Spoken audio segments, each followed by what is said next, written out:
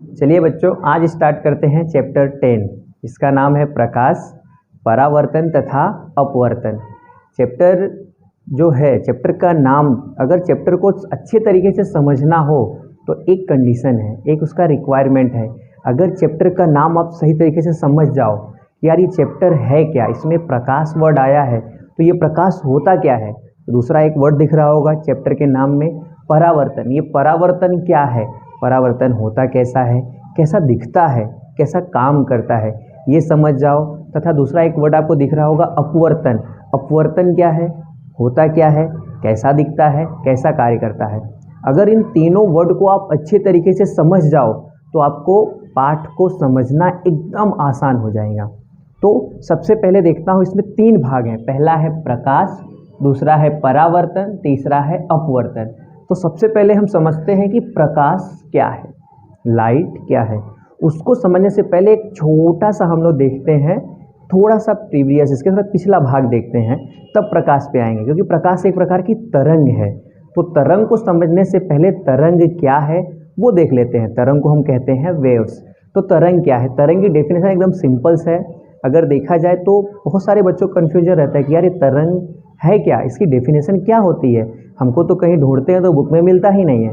तो आज आपको डेफिनेशन बताता हूँ तरंग का, तरंग क्या है। फिर तरंग को थोड़ा सा आगे लेके बढ़ेंगे ना, तब हमारा प्रकाश वहाँ कहीं दिखेगा, तो प्रकाश के बारे में जानकारी ले लेंगे।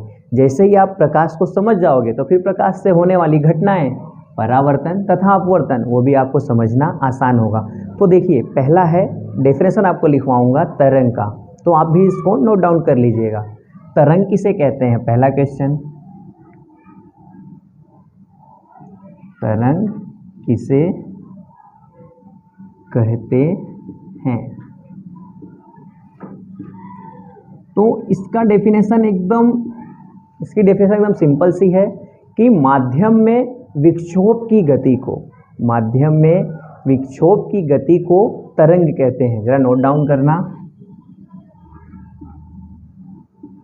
माध्यम में विक्षोभ की गति को, गति या फिर एक घटना लिख दो, विक्षोभ की घटना को, गति मत लिखो, घटना को तरंग कहते हैं। अब सोच रहे होगे कि सर ये विक्षोभ वर्ड क्या होता है। विक्षोभ वर्ड एकदम सिंपल सा है। एक प्रकार से देखो तो एक लाइन है, एक लाइन सीधी होती है। अब उसमें विक्षोभ कैसे आएगा, उसमें कुछ हलन चलन आ जाए, कुछ उभार आ जाए, उसको आप कुछ जैसे हलन चलन को बताऊं तो एकदम आसान तरीका है जिम में। जिम अगर आप देखते हो तो कुछ जो होते हैं, जो जिम जाते हैं बंदे, वो क्या करते हैं, वहाँ पे एक बड़ी सी रस्सी होती है, उस रस्सी को क्या करते हैं, पहले सीधे तरीके से खींच के रख देते हैं, फिर अपने हाथों से उसको क्या करते हैं, ऊपर नीचे करते हैं। तो फिर एक प्रकार का क्या होता है, एक आपको घटना दिखाई देती है, जो एक बार ऊपर जा रही है, एक बार नीचे आ रही है, फिर ऊपर जा रही है, नीचे आ रही है। तो क्या हुआ, विक्षोभ मतलब डिस्टर्बेंस। आप वर्ड समझ लो, विक्षोभ मतलब क्या होता है, डिस्टर्बेंस। वो सीधा था, फिर उसकी क्या हुई, आकृतियों में डिस्टर्बेंस पैदा हुई, एक बार ऊपर गया, एक बार नीचे गया। तो वही है तरंग। तरंग की डेफिनेशन मैंने यही बोला, क्या बोला कि माध्यम में विक्षोभ की घटना को तरंग कहेंगे। माध्यम में क्या हो, कुछ डिस्टर्बेंस आए, कुछ कण हो ऊपर जाए, कुछ कण नीचे आए, इस तरीके से होता है। ऊपर नीचे मतलब कि दाएं बाएं भी हो सकते हैं। कुछ क्या होंगे, कण एकाएक दूसरे के नज़दीक आ जाएंगे, कुछ कण होंगे एकाएक दूसरे से दूर हो जाएंगे। तो ये क्या हुआ, विक्षोभ, मतलब कि माध्यम में क्या हुआ, डिस्टर्बेंस पैदा हो गया। तो इसकी वजह से एक तरंग उत्पन्न होती है, जिसको ही हम लोग क्या बोल रहे हैं, तरंग। तरंग क्या है, तो माध्यम में विक्षोभ की गति। मैं बार बार एक वर्ड यूज कर रहा हूँ, माध्यम। माध्यम क्या होता है, तो जस्ट इसके आगे देखते हैं। फिर जब तरंग की डेफिनेशन आप देखते हो तो फिर तरंग की डेफिनेशन के आगे का अगर टॉपिक जानना हो तो उसमें क्या होता है कि भाई तरंग को 2 भागों में बांटा जाता है। वो देखते हैं कौन से 2 भाग हैं। तरंग को 2 भागों में बांटा जाएगा। पहला भाग होगा यांत्रिक तरंग। जरा याद रखना, सोच रहे होगे चैप्टर है प्रकाश का, वर्ड लिखा है परावर्तन, दूसरा है अपवर्तन। सर ये क्या बता रहे हैं, तरंग, और उसके बाद अब बोल रहे हैं यांत्रिक तरंग। जरा कंप्लीट होने दो, फिर आपको समझ में आ जाएगा कि मैंने चैप्टर तरंग से क्यों स्टार्ट किया, क्यों डायरेक्ट प्रकाश को नहीं समझाया। तो तरंग के 2 भाग, पहला यांत्रिक तरंग और दूसरा है बिन यांत्रिक तरंग। अब जरा सोचिए, यांत्रिक तरंग सर ने लिखा है, बिन यांत्रिक तरंग है, तो इसको क्या लिखा, क्यों लिखा, क्या मतलब था? जरा यांत्रिक तरंग की डेफिनेशन देखो। यांत्रिक तरंग किसे कहेंगे? यहाँ आपको थोड़ा सा माध्यम के बारे में जानकारी होगा। यांत्रिक तरंगों में उन तरंगों को समावेश किया जाता है जिसको गति करने के लिए, आगे बढ़ने के लिए, एक वर्ड आपको बुक में मिलेगा गमन। गमन मतलब कि आगे बढ़ना। जिन तरंगों को आगे बढ़ने के लिए, गमन करने के लिए माध्यम की आवश्यकता पड़ती हो। डेफिनेशन थोड़ा सा याद रखना। जिन तरंगों को गमन करने के लिए, आगे बढ़ने के लिए माध्यम की आवश्यकता पड़ती हो, उन तरंगों को यांत्रिक तरंग कहते हैं। मैं शॉर्टकट में लिख रहा हूं, माध्यम की आवश्यकता पड़ती है, उसे हम कहेंगे यांत्रिक तरंग। तो इसकी डेफिनेशन इसके ऊपर ही डिपेंड है कि भाई यांत्रिक तरंग वो तरंगे होती हैं जिनको गमन करने के लिए माध्यम की आवश्यकता पड़ती है। तो ऐसी तरंगे जिनको गमन करने के लिए माध्यम की आवश्यकता पड़ती ही ना हो, उन तरंगों को कहा जाएगा बिन यांत्रिक तरंग। डेफिनेशन एकदम आसान है। जिन तरंगों को गमन करने के लिए माध्यम की आवश्यकता न पड़ती हो, ऐसी तरंगों को हम कहेंगे बिन यांत्रिक तरंग। जरा देखिए, माध्यम की आवश्यकता न पड़ती हो, सिंपल सा है डेफिनेशन। एक बार फिर रिवाइज करते हैं। तरंग क्या था? तरंग सिंपल सा, माध्यम में विक्षोभ की घटना को तरंग कहते हैं। तरंग को दो भागों में डिवाइड किया गया। पहला क्या? बिन यांत्रिक तरंग, दूसरा था बिन यांत्रिक तरंग, पहला था यांत्रिक तरंग। फिर यांत्रिक तरंग की डेफिनेशन क्या थी? सिंपल सी, जिन तरंगों को गमन करने के लिए, आगे बढ़ने के लिए माध्यम की आवश्यकता पड़ती हो, उससे हम कहेंगे यांत्रिक तरंग। और जिन तरंगों को गमन करने के लिए, आगे बढ़ने के लिए माध्यम की आवश्यकता न पड़ती हो, ऐसी तरंगों को बिन यांत्रिक तरंग कहा जाता है। एग्जाम्पल लेंगे तो आपको थोड़ा सा डाउट क्लियर होगा कि सर कहना क्या चाहते हैं। यांत्रिक तरंग में हम एग्जाम्पल लेते हैं ध्वनि की तरंग। ध्वनि की तरंग, भाई ध्वनि की तरंग को सर यांत्रिक तरंग में क्यों लिख दिए हैं? अब मैं थोड़ा सा एक्सप्लेन करता हूँ। आपने चैप्टर शायद 12 चैप्टर में देखा होगा, वो भी स्टैंडर्ड 9 में। वहाँ पे क्या था? ध्वनि का एक पूरा का पूरा चैप्टर था। तो वहाँ जब अगर आप पढ़े होगे 9th स्टैंडर्ड में 12 चैप्टर में, तो वहाँ पे थोड़ा सा समझाया गया होगा कि ध्वनि की तरंग को आगे बढ़ने के लिए माध्यम की आवश्यकता पड़ती है। अब माध्यम क्या?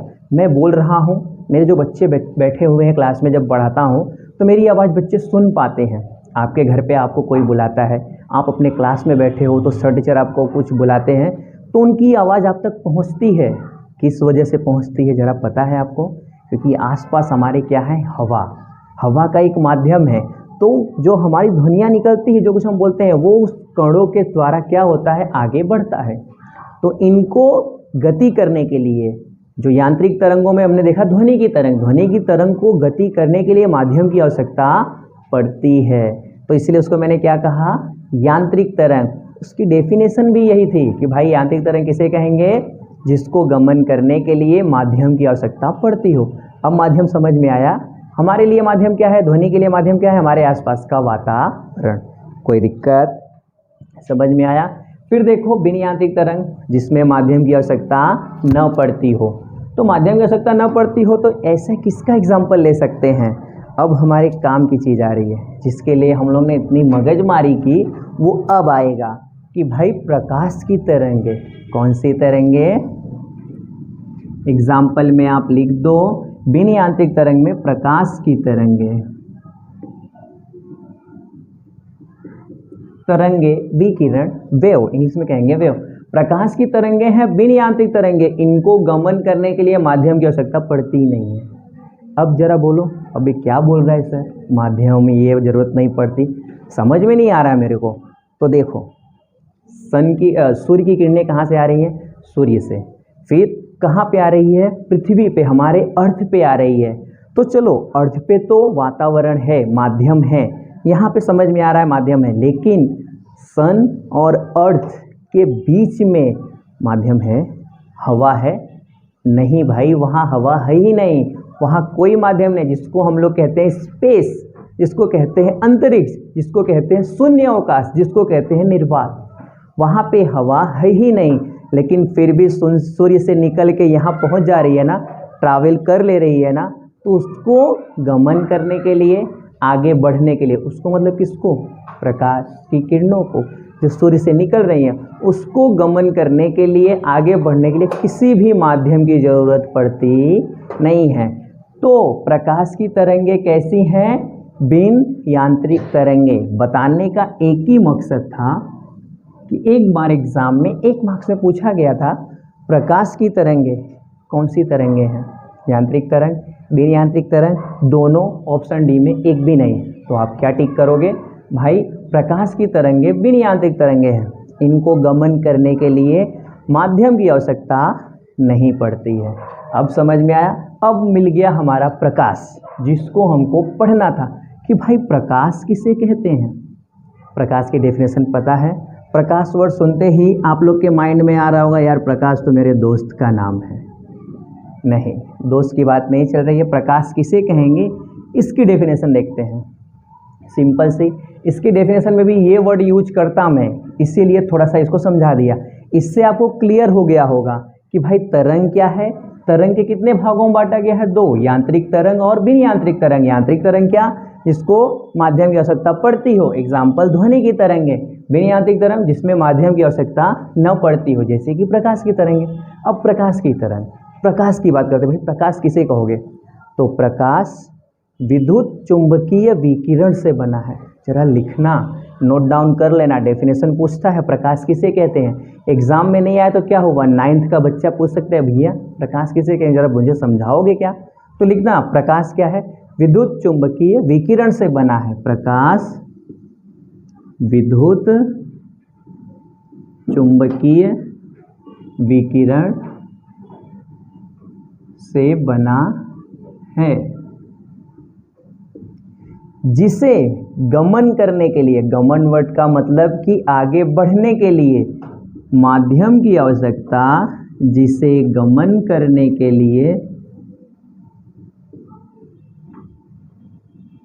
माध्यम की आवश्यकता नहीं पड़ती है, नहीं पड़ती है, उसे हम प्रकाश कहते हैं। डेफिनेशन शायद समझ में आ गया हो। प्रकाश किसे कहते हैं? फिर प्रकाश सीधी रेखा में गति करे। प्रकाश सीधी रेखा में गति कहे तो उसको कहते हैं प्रकाश की किरणें। जरा याद रखना, प्रकाश एक सीधी रेखा में गति कर रहा है, उसको कहेंगे प्रकाश की किरणें। और एक जगह कई सारी प्रकाश की किरणें आ गई हों तो उसको हम कहेंगे किरण पुंज, किरणों का समूह, प्रकाश के किरणों का समूह। समझ में आया? प्रकाश क्या है? प्रकाश क्या है? एक विद्युत चुंबकीय विकिरण से बना है, जिसे गमन करने के लिए माध्यम की आवश्यकता पड़ती है। जरा एक और वर्ड अगर यूज करना चाहो तो इसमें डेफिनेशन यूज कर सकते हो कि प्रकाश आंखों में उत्तेजना उत्पन्न करने वाली। एक वर्ड में थोड़ा सा रह गया बोलना कि प्रकाश आंखों में उत्तेजना उत्पन्न करने वाली विद्युत चुंबकीय विकिरण है। जरा ज्वाइन कर लेना, उत्तेजना उत्पन्न करने वाली, तो थोड़ा क्या है, डेफिनेशन परफेक्ट बन जाएगा। आंखों में उत्तेजना उत्पन्न करने वाली विद्युत चुंबकीय विकिरण है, जिसको गमन करने के लिए माध्यम की आवश्यकता नहीं पड़ती है।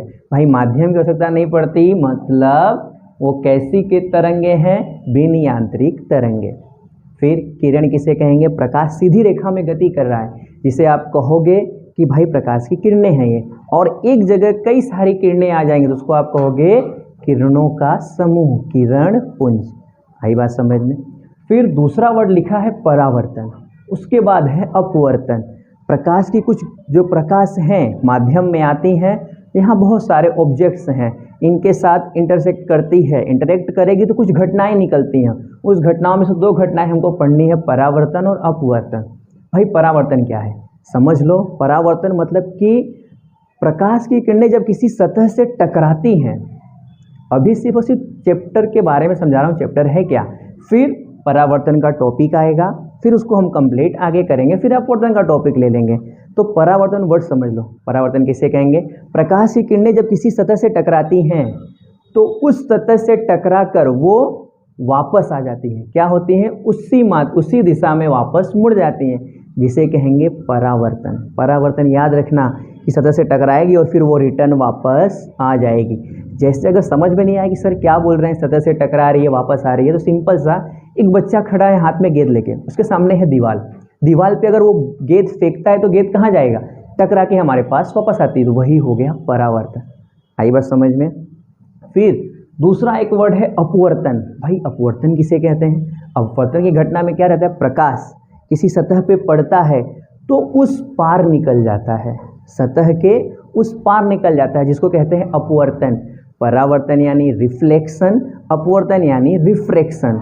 थोड़ा ध्यान रखना, इंग्लिश वर्ड भी थोड़ा जरूरी है ताकि आपको पता चल जाए कहीं लिखा रहे तो। रिफ्लेक्शन यानी परावर्तन, सतह से वस्तु टकरा रही है, टकरा के वापस आ जा रही है, वो परावर्तन की घटना हुई। अपवर्तन सतह से प्रकाश टकराया और उस पार निकल गया, जिसको आप कहोगे अपवर्तन। इतना था चैप्टर में जानना।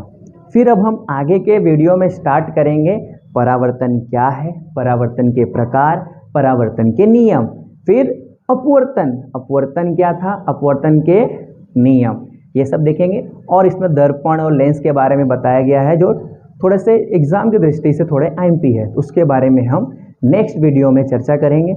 ये वीडियो यहीं समाप्त होता है। ये इंट्रोडक्शन के लिए था चैप्टर 10 के लिए। Thank you.